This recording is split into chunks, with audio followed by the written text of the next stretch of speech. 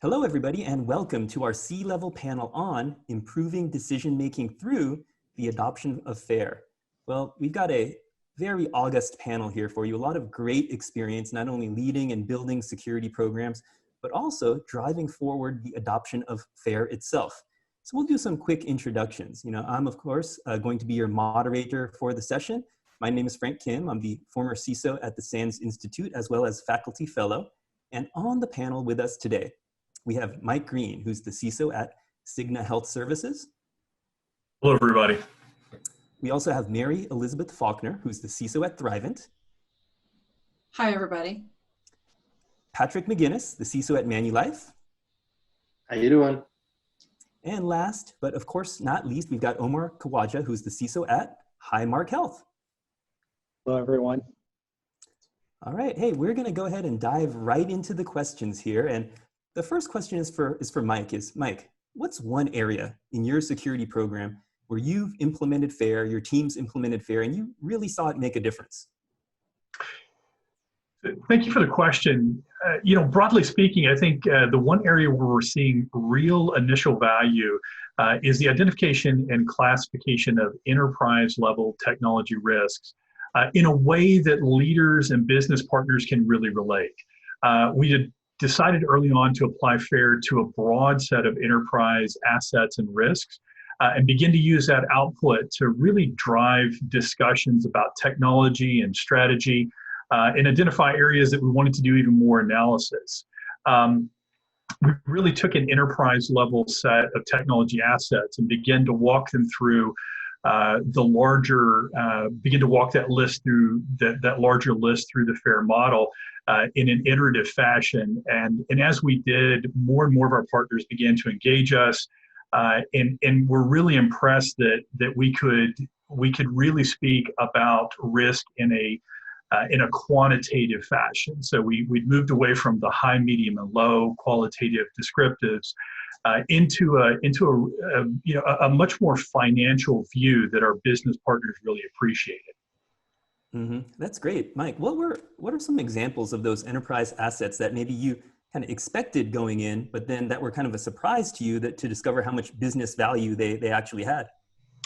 It was the large scale view of where our data sat and the value of that data, and really beginning to think about the way data was used, managed, and stored within the organization, and the value that it had to our business partners.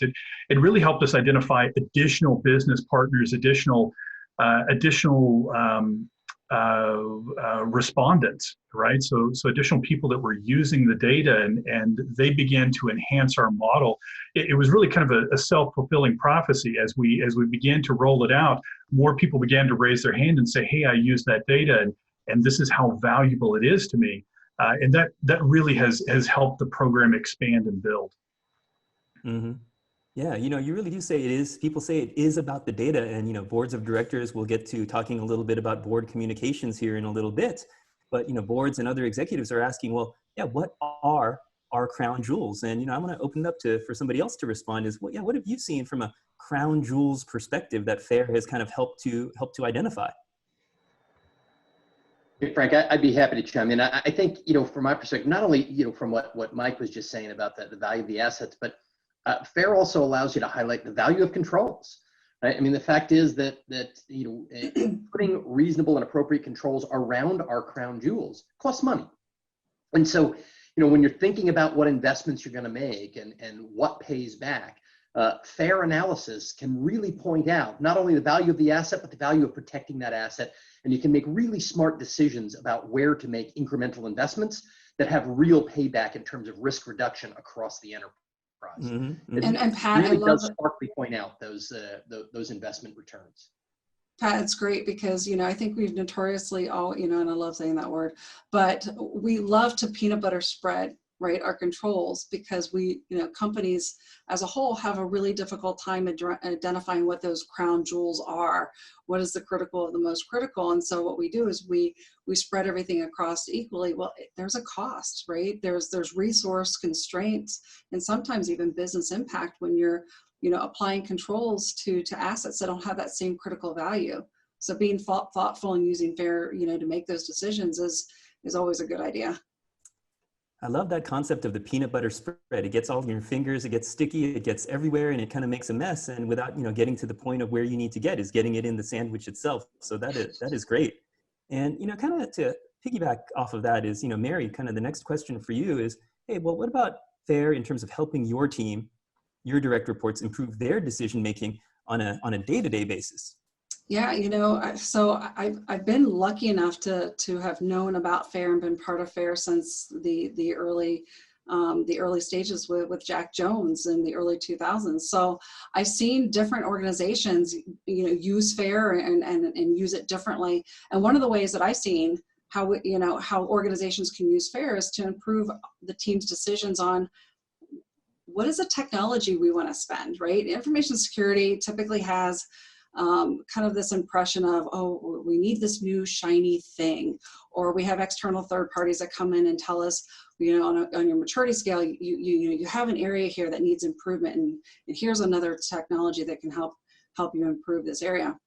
So as an example, let's say that information security is looking at, deploying an endpoint DLP solution, and one of the ways that you can apply FAIR is that really the right decision? Is that the right resistance, strength, or control to put in place?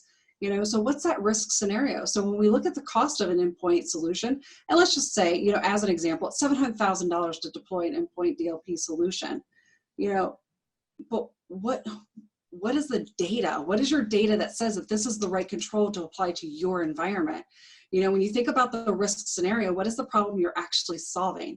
And when it comes to that problem, it's, maybe it's an insider data theft scenario that you're trying to mitigate. And so, if your loss event frequency is, I don't know, let's say 2 times a year to the total of $10,000, does it make sense to spend $700,000 mitigating a risk where that might be considered an acceptable level of loss?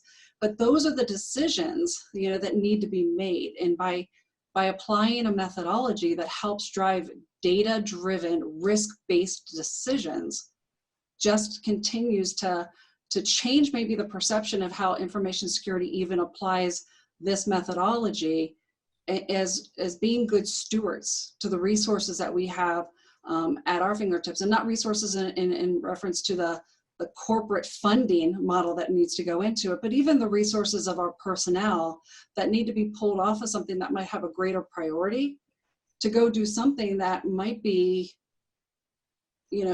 inconsequential.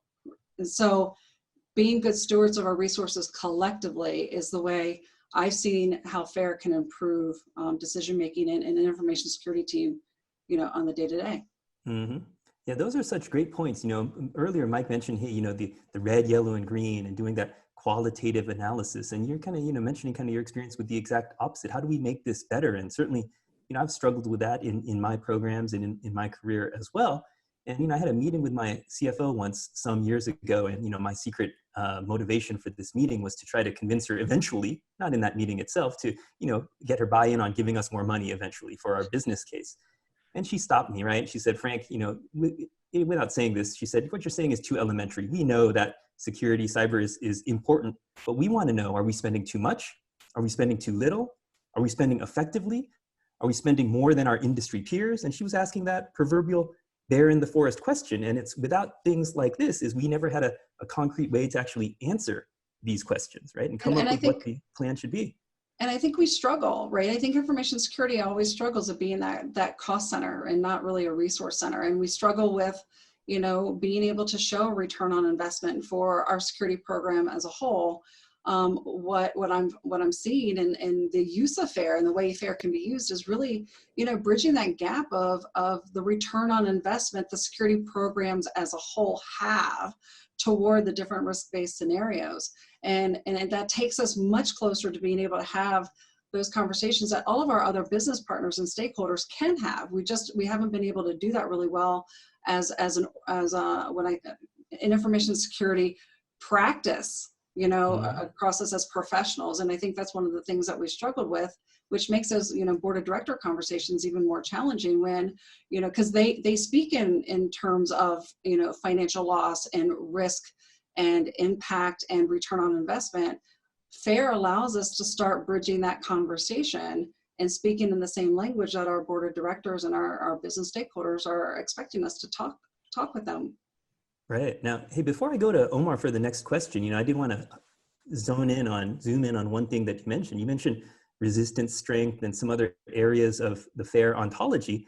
And, for anybody here on the panel, is what have you found that has worked in terms of getting not only yourself or your direct reports, other senior members of your team, but maybe all the way down to even the engineering level? How do you get them to think about these things outside of, hey, we need this one tool, as you're saying? How do you get them to think about resistance strength and those types of things? Well, I'll start. So personally, we're pushing everyone through training. I mean, all of the information security team is going to be going to training to and including our engineers. We've actually been pretty excited to have some of our partners in our audit team, our business risk management team, start to attend training and getting certified. So that's one of the things that we're doing, because in order for us to all speak the same language, we have to be able to understand what the methodology is and how it applies. Mm-hmm. Do lots of working sessions and where we walk through our different risk scenarios, and we constantly talk in the language of the methodology and the taxonomy all the time. We don't try to redefine it, in our own corporate speak. We use it in its true form. Mm-hmm. Yeah, I would echo that. We're doing the same thing in terms of training and really beginning to engage other partners even beyond technology. So our partners in enterprise risk management, internal audit, and others, the financial programs and the like, to really broaden the set of consumers, really teach them about the taxonomy, teach them about the nomenclature, so that they're better consumers and they can ask better questions of us. Mm-hmm. Mm-hmm. Yeah, we did something similar. We actually paid for our partners in enterprise risk management and on the internal audit team to actually get the training. And then for my own team, the information security and risk management team, anyone that manages people is required to be FAIR certified. So even if someone is doing IAM operations or is running a security engineering team, and you would think, do they really have to have proficiency in risk? Our answer was absolutely, because if risk is in the title of the organization's name, then everyone needs to have a common understanding of risk. And as we looked at different approaches to risk, we couldn't find a better ontology than FAIR. It sort of was that right balance between, it's not so simple that it's not valuable, but it's also not so complicated that you have to have a mathematics degree to use it. Mm-hmm. That is a great point about putting your money where your mouth is. And, hey, I have a colleague, he is the CISO at one of, I'll just say he's a CISO at one of the 50 states. And when he first started that program, he had a hard time getting buy-in from the different departments, agencies in the state, as you could imagine. And it wasn't until the point where he showed a little bit of skin in the game, and he said exactly what you just did, Omar, is, hey, you know that thing? We're going to pay for that. We're going to pay for your FTE to help with security. And he said that just changed the game. Right? So excellent point. I did say that I was going to go to Omar next with a question, but since you were just chiming in, Omar, I'm going to go back to Patrick over here and say, Patrick, another question is from a communications perspective, right? What do you do to leverage FAIR in communications with the board and with other executives? What's worked for you? Sure. So I'm a career technology guy. And about a dozen years ago, maybe a little more, I moved over to the risk and security side. And when I had my first post, the thing that frustrated me more than anything is the way that I could get the investment I was looking for was based upon, and don't get me wrong, I was flattered, credibility that folks said, well, I guess we should do it because, well, it was Pat, and Pat said we should do it. Just frustrated the heck out of me that there wasn't the business case you could put behind that. And I'll tell you that while I can't go, I heard Mary Elizabeth say before, she's been at this for since the early 2000s. I can't go all that far back, but Nick Sana introduced me to FAIR and to the Risk Lens product probably 6 or even 7 years ago. And I got to tell you, even then, 6-7 years ago, I didn't think it was the truth. And so I really dove into the details to say, hey, how does this make me work? Because my one frustration is I couldn't actually build a proper business case around this. And FAIR actually makes that possible. Now, it doesn't make it easy. You have to put the work in, but it makes it possible where it never was possible before. And, I evolved, like I said, 12 years ago, I moved over to the risk side, and I'm actually part of the risk organization in my current organization. You talk to risk executives, they're all quants.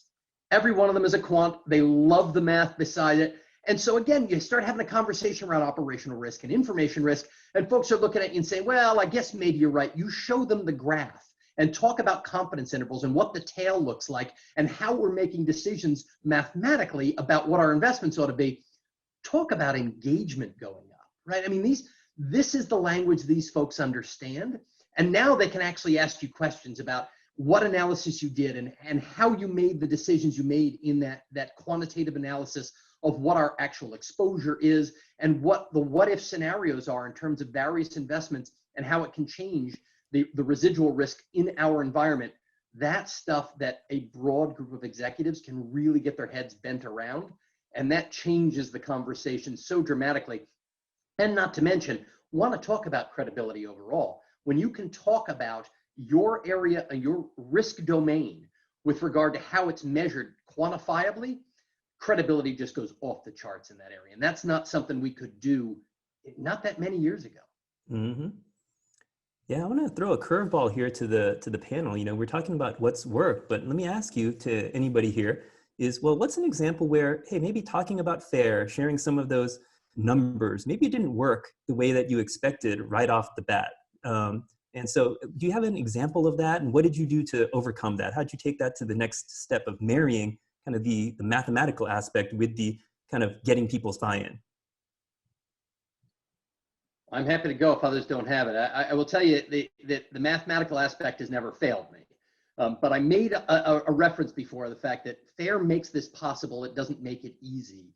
And as we adopted FAIR, we made some missteps. My eyes were bigger than my belly a couple of times. And I went after sizing more than I could, more than I had the resources or capacity to do that. And while I believed I was going down a path that was going to add value, I fell short because I tried too aggressive a path.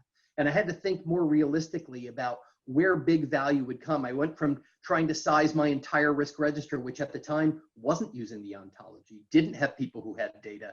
And so I actually bit off more than I realized I could swallow. And then we came back and started looking at exposure, and that's what started gaining real engagement from other folks to say, so you can actually size in terms of dollars and cents the exposure we've got. That's real conversation, and that really got folks excited about what we could do with FAIR. I'll share a quick counter example of that as well, where having the math can actually lead to more scrutiny, because when you didn't show them the math and you just showed them a color, then it was what Pat said, it's all about my credibility. And if you trust me, you should trust my color, end of discussion. But if I show you the math, now you can go in and say, wait a minute, this assumption's wrong, this is wrong, that's wrong. And so you open yourself up to more scrutiny, which is the right thing to do, because peer review and more heads lead to better decisions. And the discussion I try to have is, it's not about whether the FAIR analysis and the outcome is perfect or not perfect, because I could tell you to begin with, it's not perfect. And we would actually, I said to my team, I want you to start the conversations with the George Box quote, which says, all models are wrong, some are useful.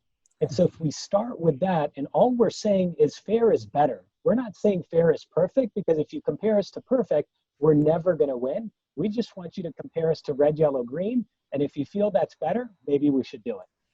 And progress over perfection should always be a considered model, right? And I think that's where, some of I've seen struggles with, and again, for years across different organizations, I've seen struggles with how are you using the methodology in a way that allows you to get that progress over perfection. And depending on the resource and the technical even capability of the team, developing the right risk scenario is critically important, and not, and being able to have that technical understanding of how external threats are going to be able to maneuver through an environment. They don't just happen to, jump into a database and exfiltrate data. There's different things that happen, right? There's different steps that they take, maneuvers that they're using. And then with each of those maneuvers in the environment are different types of controls.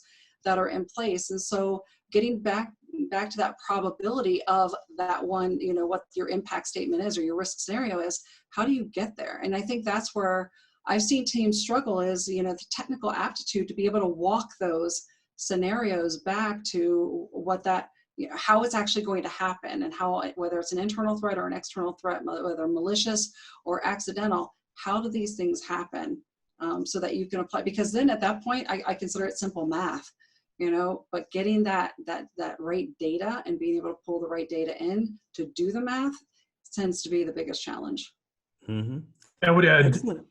I would also just add here at the end that, you know, answering the questions that the business needs answered, rather than the questions that you're necessarily interested in, right? So as a CISO, there's a lot of things, you know, we talked about the math, there's a lot of things I'd love to dive into, but it's not always really interesting to the business, and making sure that you're using the model and using the data to answer questions that are really valuable to the business leaders that you're engaging.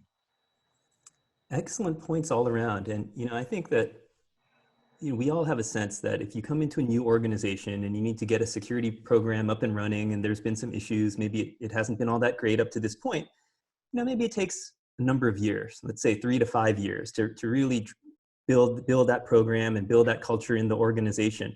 So Omar, from your perspective, when you create a strategic plan, a corresponding roadmap, how do you go about that, and where does FAIR fit into that process? Sure. So, you know, we used to be like most organizations where sometime towards the end of the year, we get asked, what are you looking for the following year? And we would scramble and put a list of initiatives together. And we said, what's so special about September and October and November? Do we take longer showers and we have better ideas? Well, it doesn't turn out to be the case. We have ideas throughout the year. So now we've got a running list of really good ideas and how they align to our strategic plan. And the way that we measure it is, we've got an overall balanced scorecard. We've got a cyber risk dashboard. We've got a cyber score to measure people risk. We've got a secure index to measure technology risk.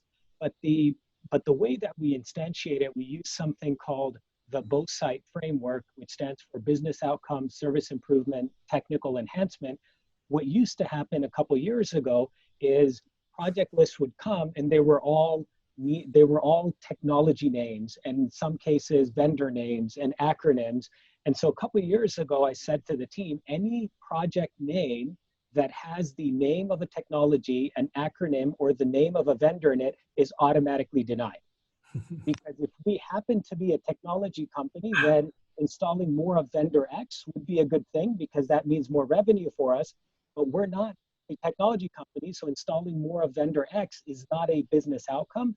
That's a technical enhancement, which may lead to a business outcome. So now we're expected, every service owner in my organization is expected to come with a list of business outcomes. We've defined exactly 4 business outcomes that we care about in our program. There's risk reduction, which is by far the most important one. There's compliance, because we're in healthcare and that's important. There is operational excellence. And then lastly, there's customer experience. If your project isn't going to be listed in terms of how you're going to improve and enable one of those 4 business outcomes, there's no point in presenting it. In the future, where I'd like to get to, and I've been having these discussions with my team just over the last few weeks, is I would love for any initiative that is aligned to our strategy, whose purpose is risk reduction, that's the first business outcome, the title of the project should follow this very specific format, which is, this project will improve, insert FAIR factor name, by insert percentage, for insert risk scenario. That should be the title of every single project. And that way, we're starting by talking about it in risk terms, instead of saying, this is some cool new shiny technology, like Mary said earlier. Now let's back into why we want it and make an argument for why it's awesome. That sort of is backwards. When you start with the technical enhancement and try to figure out the business outcome, it's like swimming upstream. We'd rather make it easy. We'd rather swim downstream. Start with the business outcome. You can ultimately figure out exactly what technology you need to bring to bear to deliver on that business outcome. And so when the business outcome is fair, as it would be, when business outcome is risk, then the way that we measure the business outcome is not customer NPS, it's not the number of hours saved, it's the amount of risk reduced, which is exactly what FAIR is a phenomenal fit for. Excellent points. You know, you just shared in just a few minutes there kind of essentially how an organization should be thinking about their strategic plan and mapping to their defining and mapping to those various strategic objectives. So very nice, very nice. A lot of great insight there. I love your 4 business outcomes: the risk reduction, compliance, operational excellence, and the one that I see, what you said that a lot of security teams don't think about, right, is the customer experience. What's the customer satisfaction? Because as we know, our stakeholders, they want the green check mark from us. Whereas our security engineer, our tester, what do they want to do? They want to destroy the system, right? They want to find as many bad issues as possible. So the objectives aren't necessarily aligned. So excellent, excellent points. Hey, to wrap it up here, I want to give each of you kind of the last word. And what would you leave our attendees here today with is, what are your tips on successfully adopting FAIR to improve decision-making? How do you show quick wins? Let's go ahead and start with Mike. Yeah, I appreciate the question. So I would say FAIR is a journey. It is something you really should approach in an agile fashion. You shouldn't expect that big bang output. Really look at it as a journey, and a journey that you need to bring all of your partners along with to really be successful. Excellent. All right, I'm going to go ahead and go to Patrick now. Yeah, I think Mike's last comment, bring your partners along with you, is key. Transparency is absolutely important because you will be looking. It's a team effort, and you're going to be looking for your business partners to be part of this with you. And nobody likes to be brought in at the end. So success, I think, in using FAIR is built upon a foundation of transparency and bringing the whole group with you. All right, excellent. Mary? I think one of the things is that going back to progress over perfection, starting small, because when you want to bring those stakeholders, you want to be able to show them how you as an organization, so let's say you're starting off in information security using FAIR, how have you been able to apply the methodology to show successes? And when you can show successful use of a methodology, talking in theory is all good and well, but being able to bring something tangible to other stakeholders to show how this methodology can be used in a positive way, and even possibly in their own personal uses within their own departments, I think speaks volumes. And the other thing is, being able to constantly stay engaged with, don't do too much geek speak, making sure that you're always speaking the business language. And that's where that FAIR bridges that gap between too much technology speak along with that business dialogue, because we all have seen our business partners when we get in the room and we geek out and they look like deer, right, stuck in headlights, and they've completely left the conversation. We've lost an opportunity. Excellent. Omar, how about you? I would say find ways to operationalize it, make it part of the process versus it being a project, it being ad hoc. So a couple of months ago, one of my senior risk consultants came to me and said, Omar, projects are being decided, decisions are being made, others are deciding what the risk reduction is. Shouldn't we be the one that's computing that? And I said, absolutely, Marshall, your team should be doing that. And so now we have a senior risk consultant on our team who actually sits as an extension of the portfolio team. And every time someone comes to us and says, we want to do this because we're going to reduce risk, we look at that individual and say, have you computed how much risk it's going to be reduced? So they're now in line and a part of the process versus just a passive bystander.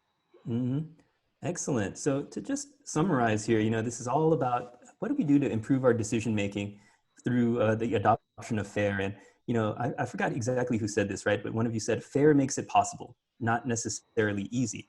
And hey, this is a journey, and part of this journey involves figuring out what are those business outcomes, figuring out what those objectives for the organization actually are, communicating them upwards to leadership, to your peers, and to your team to ultimately, right, make us better security leaders, stronger security programs that are enabling the business.